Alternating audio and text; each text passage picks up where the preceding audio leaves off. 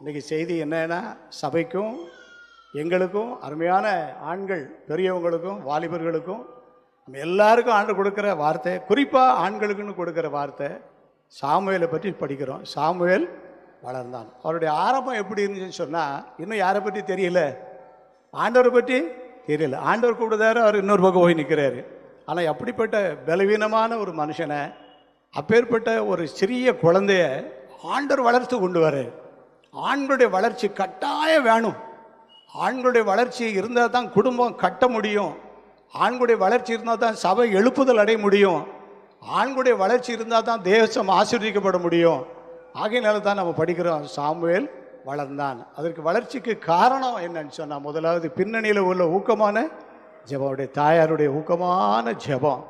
அந்த அம்மா கோயிலில் கொண்டு குழந்தையா இருக்கும் போதே அவரை கொண்டு விட்டுட்டாங்க. வீட்டில் என்ன பண்ணிக்கிட்டு இருந்திருப்பாங்க?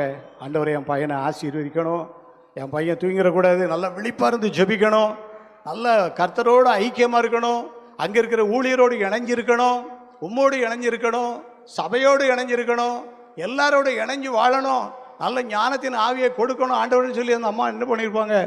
ஊக்கமாக ஜெபம் பண்ணியிருப்பாங்க. அந்த ஜெபத்தை ஆண்டவர் கேட்டார். ஆண்கள் எப்படி ஜெபிக்கணுமா? பரிசுத்தமான கைகளை உயர்த்தி எல்லா இடங்களிலும் ஜெபம் பண்ணணும். எதை விட்டுறணும்? கோபத்தையும் தர்க்கத்தையும் என்ன செய்யணும்? விட்டுறணும். ஆகவே ஆகாது. ஒரு ஆண்கள் முகத்திலேயாவது என்ன வரக்கூடாது? தர்க்கமும் சண்டையும் வந்துச்சுன்னா தொலைச்சி விடுவார் ஆண்டவர். அதான் விஷயம். ஆகினால இனி வரக்கூடிய காலம் ஒரு பக்கம் ஆசீர்வாதம், இன்னொரு பக்கம் அறை. ஒரு பக்கம் ஆசீர்வாதம் கர்த்தர் உயர்த்துவார். யாரை? கோபம் இல்லாமல், தர்க்கம் இல்லாமல், பரிசுத்தமான கைகளை உயர்த்தி ஜெபிக்கிற ஆண்களை கர்த்தர் லிப்டுக்குள்ளே நல்லா உயர்த்தி கொண்டு வருவார். இதை பண்ணிகிட்டு இருக்கவங்கள அறன்னு என்ன செய்ய போகிறாரு? கர்த்தரே செய்ய போகிறாரு. நம்ம ஒன்றும் செய்ய வேண்டியதில்லை, கடவுள் பார்த்துக்கிடுவார். முதலாவது பின்னணியில் ஊக்கமான ஜெபம். இந்த நாளிலிருந்து அதிகமாக ஜெபிக்க ஆரம்பிப்போம்.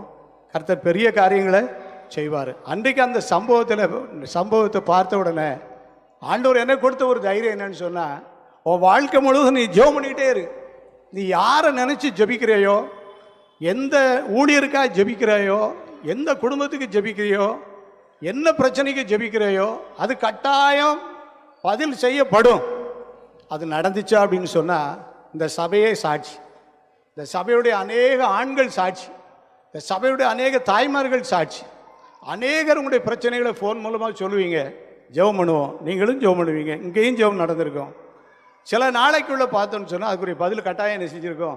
கிடைச்சிருக்கும். ஒவ்வொரு நாளும் பல விதமான சூழ்நிலையிலிருந்து